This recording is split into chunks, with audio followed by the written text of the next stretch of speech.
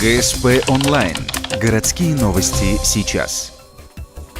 Суббота, 18:00. Городской дворец культуры. Театр Верогой представляет пьесу Уильяма Шекспира «Буря».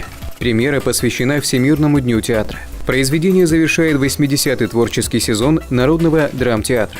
Из-за масштаба и сложности пьесы ее готовили долгих 5 лет.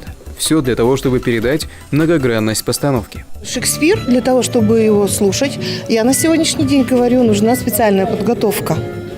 То есть это не просто прийти и слушать. Иногда одна фраза, которая вкладывает вселенную.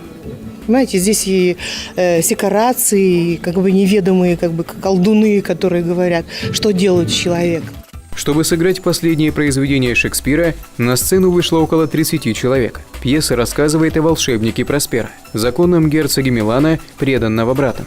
«Буря» — это трагикомедия. Постановка с трагическими перипетиями, но счастливым концом. Всего за сезон театр Верогой представил 15 классических постановок для детей и взрослых.